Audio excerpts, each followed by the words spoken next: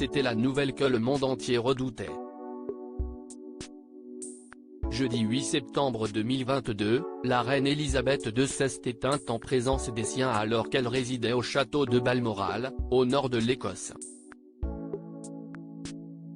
La reine est décédée paisiblement à Balmoral cet après-midi, pouvait-on lire dans le communiqué du château, publié vers 18h30 heure locale. Le roi et la reine consort, titre désignant désormais le prince Charles et son épouse, Camilla Parker Bowles, note de la rédaction, resteront à Balmoral ce soir et retourneront à Londres demain. Suite au décès de la reine, le Royaume-Uni a lancé l'opération Unicorn, plan désignant la marche à suivre dans le cas où Elisabeth II venait à mourir à Écosse. Ainsi, après avoir reposé 48 heures au château de Balmoral, la dépouille de la souveraine a été transportée à Édimbourg, capitale de l'Écosse, ce dimanche 11 septembre.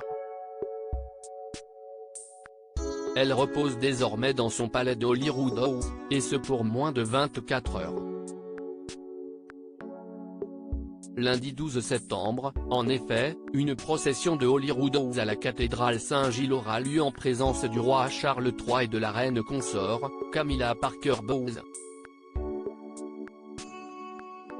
Une occasion unique pour les Écossais de rendre hommage à leur monarque, avant qu'elle ne rejoigne Londres pour ses obsèques officielles. Opération Lion et funérailles d'État mardi 13 septembre, à 17h heure locale, le corps de la reine Elisabeth II sera conduit à l'aéroport d'Édimbourg pour un vol de 55 minutes à destination de Londres. Sur place, le corbillard d'État acheminera le cercueil jusqu'au palais de Buckingham. Débutera alors l'opération Lion, qui désigne l'ensemble des événements prévus au 5e jour après le décès de la reine. Ainsi, mercredi 14 septembre, le cercueil de la reine sera conduit en procession en calèche dans les rues de Londres, de Buckingham Palace au palais de Westminster. Le roi Charles III, plusieurs membres de la famille royale britannique et membres du personnel de la maison royale, suivront la procession à pied. À 15h heure locale, un court service sera prononcé par l'archevêque de Canterbury.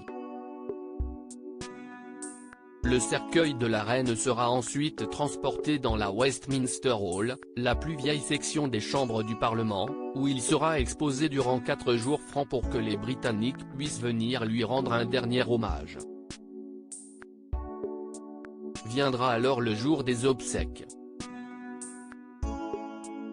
Lundi 19 septembre, à exactement 10h44, le cercueil d'Elisabeth II quittera le palais de Westminster pour rejoindre l'abbaye.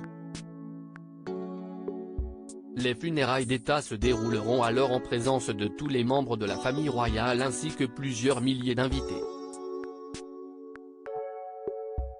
De nombreux chefs d'État, notamment le président de la République française, Emmanuel Macron, et le président des États-Unis, Joe Biden, seront présents.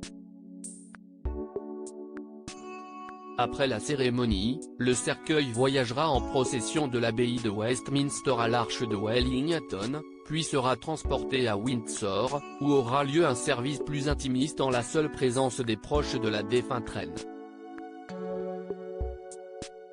Cette dernière sera alors inhumée aux côtés de son époux, le prince Philippe, et de son père, le roi George VI.